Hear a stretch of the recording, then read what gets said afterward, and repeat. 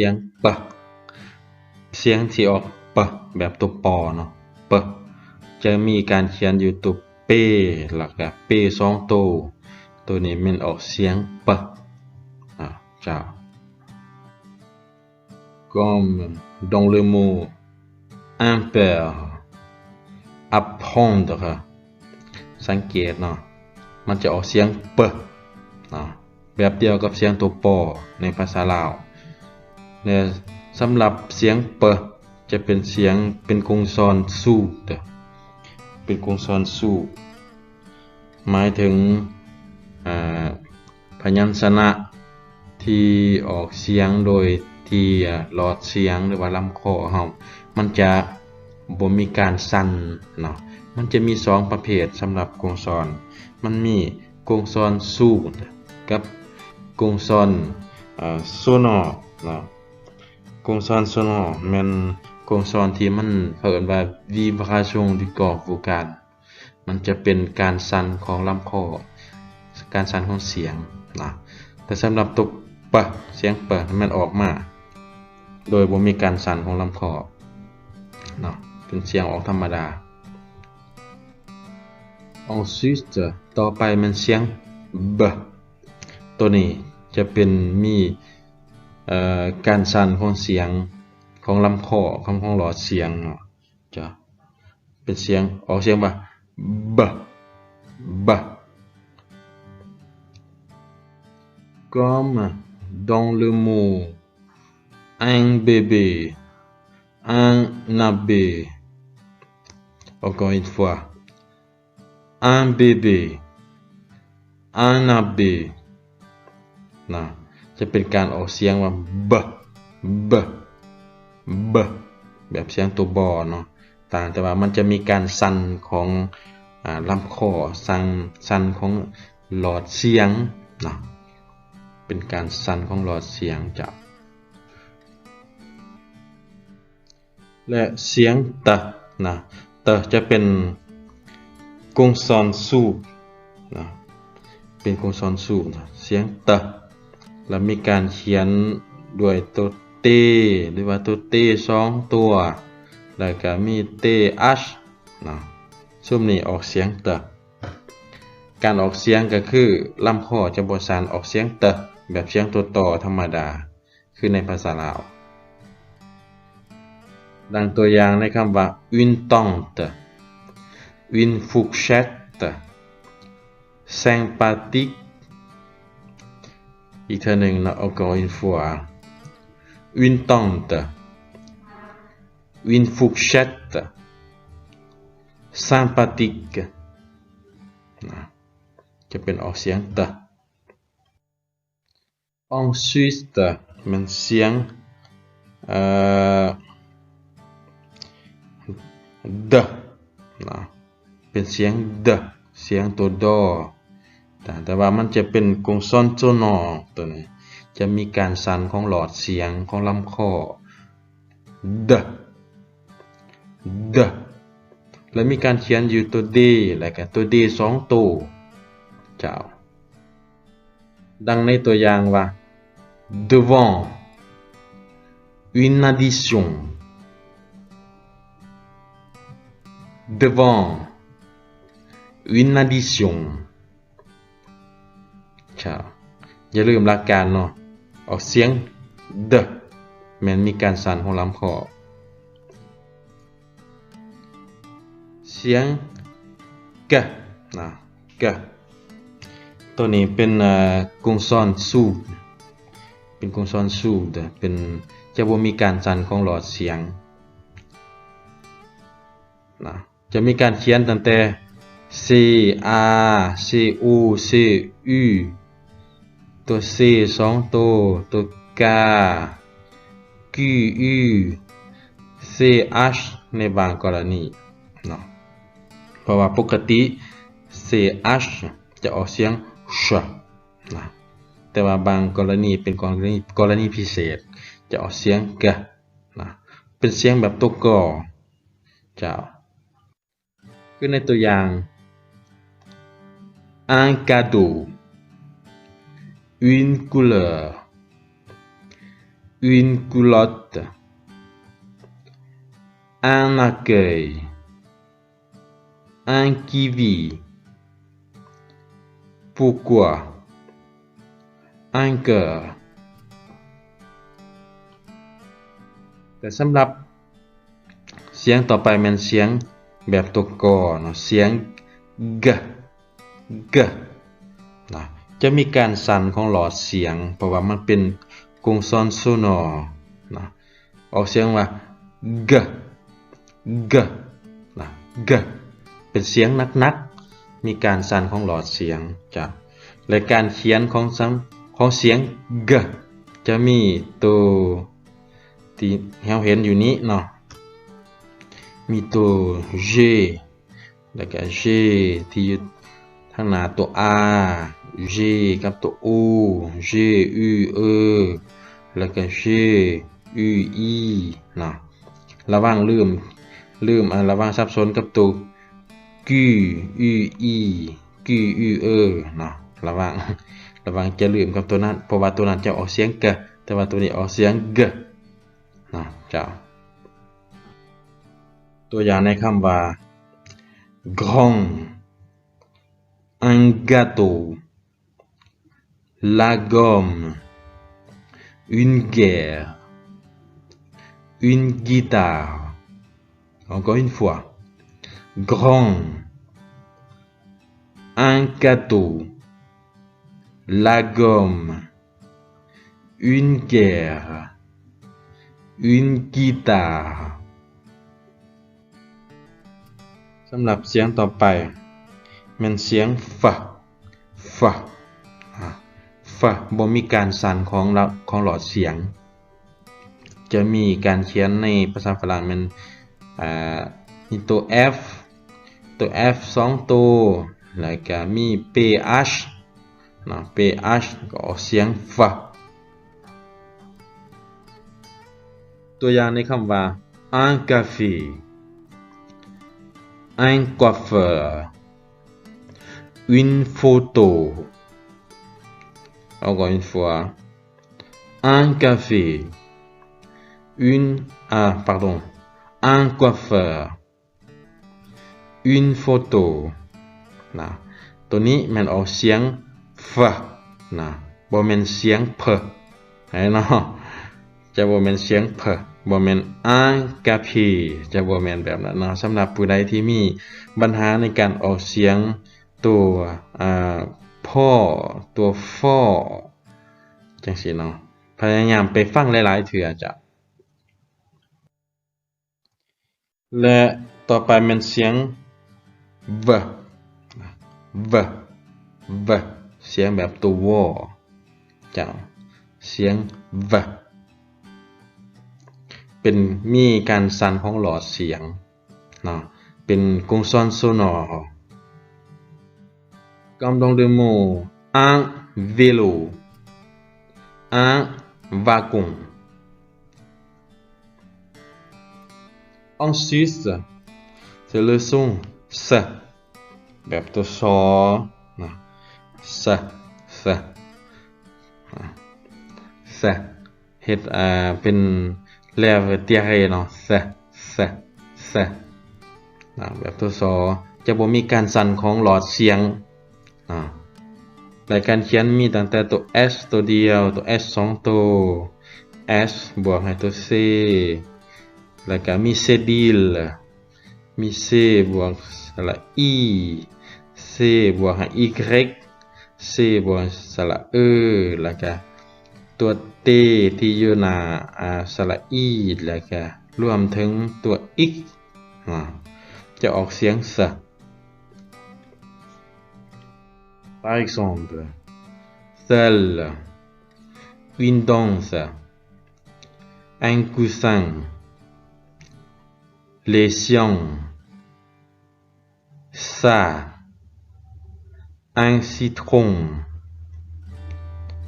un cygne, sel, patient, diseสำหรับตัวนี้มันมีความคล้ายเคียงกันกับ เสียงก่อนหน้านี้เนาะบ่แม่นเสียงของตัว S บ่แม่นเสียงของตัว Z นี่แหละมันเป็นสัญลักษณ์เสียง S แต่ว่าตัวนี้เป็นเสียง Z Z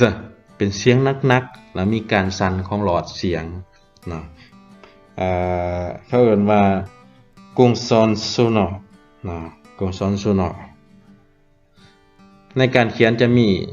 ตั้งแต่ตัว Z นะตัว Z ออกเสียง Z แล้วก็ตัว S ที่ทางหน้าของมันเป็นสระและทางหลังของมันเป็นสระเนาะถ้าตัว S อยู่ตัวเดียวและทางหน้าทางหลังเป็นสระทั้งสองจะออกเสียง Z หนักๆคือในตัวอย่างต่อไปนี้ตัวอย่างว่า un zoo un zoo un cousin un cousin non. Encore une fois un zoo un cousin นะจะเน้นก็จะมีการสั่นของหลอดเสียงนะเพราะว่ามี vibration du corps vocal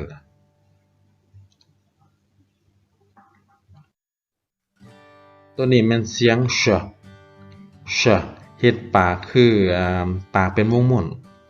ปากเป็นวงม่วนแล้วก็ส่งลมออกมาเนาะแบบคือเวลาเราสิไล่ไก่เชจะบ่มีการสั่นของหลอดเสียงเนาะออกเสียงว่าเชเฮ็ดปากเป็นวงม่วนเนาะเลออกมาแบบเราสิไล่ไก่เชนะเชเป่าลมออกมาเชนะลองฝึกได้หลายเทื่อเพราะว่ามันจะมี 2-3 ตัวนี้ที่มันออกเสียงคล้ายกันและค่อนข้างสับสนพยายามฟังหลายๆเทื่อสำหรับตัวนี้มันออกเสียงเบาๆเนาะบ่มีการสั่นของหลอดเสียงก็คือเชแต่การเขียนมัน ch แล้วก็ sch คือในตัวอย่าง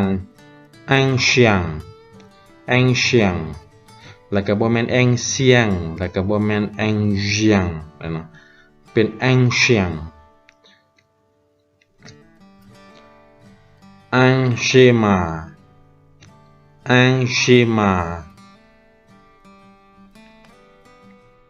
สำหรับเสียงนี้แม้นมีความคล้ายคลึงกันกับเสียงเชที่ผ่านมาแต่ว่าตัวนี้จะมีการเน้นเสียงมีการ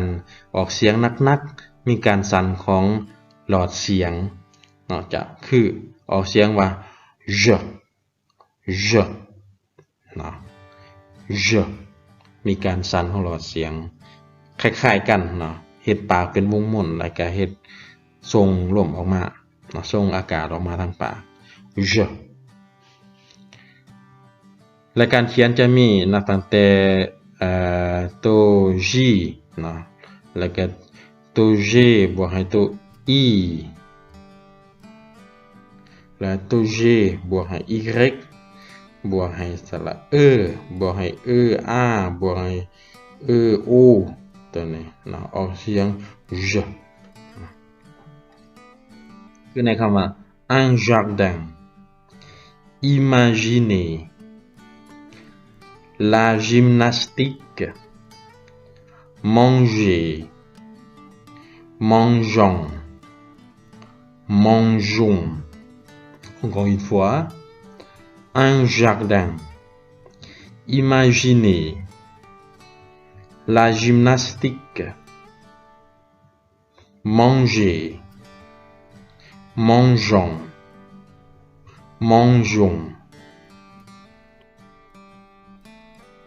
ตัวนี้มันเสียงมนะเป็นเสียงตัวหม้อธรรมดาเสียงมมีการสั่นของหลอดเสียงนะมีการสั่นของหลอดเสียงเพราะว่านี้เป็นกงซอนโซนอร์คือกันนะเป็นเสียงมนะคือในตัวอย่าง un aménagement la consommation นะเป็นเสียงบ่งต่อไปมันเสียง นเสียงนเป็นเสียงตัวนอมีการสั่นของหลอดเสียงเช่นกันและมีการเขียนตั้งแต่ตัว n ตัวหนึ่งแล้วก็ตัว n 2ตัวมันออกเสียงนตัวอย่าง un rhinocéros un oryx une viennoiserie นะประมาณนี้เจ้าสำหรับมจะบ่มีความยุ่งยากปานใดเนาะเพราะว่ามันมีเสียงคล้ายๆคือกับพยัญชนะในภาษาลาวเฮาต่อไปเป็นเสียงเนาะมีความแตกต่างระหว่างกับเนาะตัวนี้เป็นเสียงเนาะเสียงขึ้นมา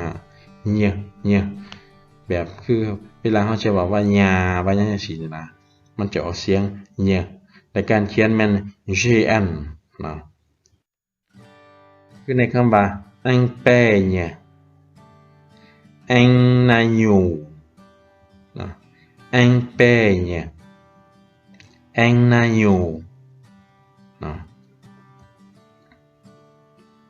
ตัวนี้มันเสียง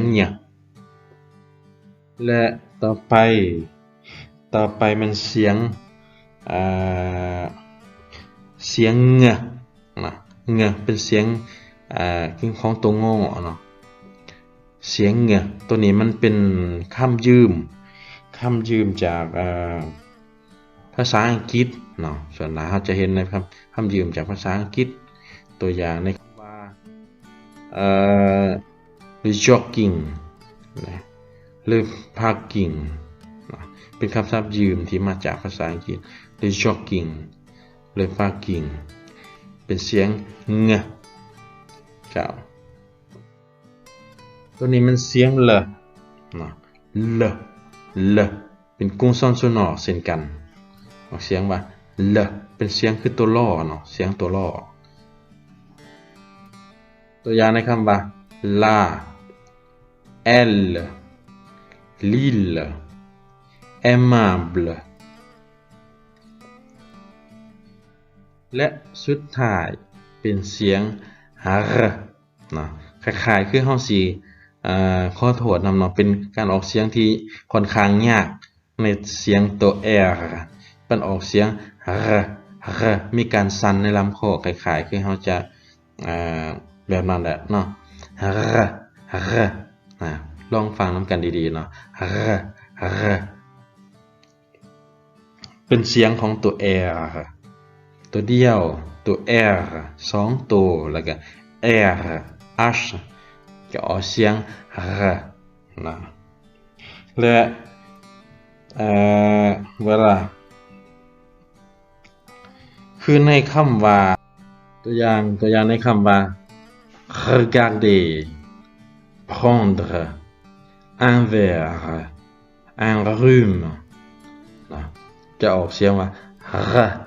r นะสังเกตปากของข้าพเจ้าเนาะ r นะแต่มีคำหนึ่งที่หลายคนมักเว้าผิดโดยเฉพาะแม่นชื่อของเมืองหลวงของประเทศฝรั่งเนาะแม่นหลายคนจะเอิ้นว่าปารีสหลายคนเอิ้นว่าปารีสเนาะคือในประเทศไทยบางคนก็เอิ้นปารีสแต่ว่าที่จริงแล้วมันออกเสียงว่าปารีสเนาะตัวอย่างประโยคที่ว่าข้อยไปปารีสเนาะ je vais à Paris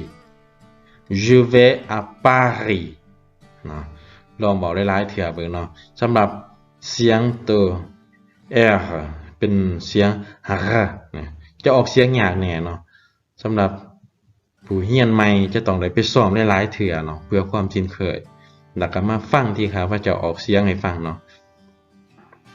เจ้าสำหรับบทเรียนมื้อนี้ก็หมดเพียงเท่านี้เนาะท้ายสุดนี้ขออวยพรใส่มายังบรรดาทานเนาะจงมีความสุขและประสบผลสำเร็จในการเรียนภาษาฝรั่งขอขอบใจ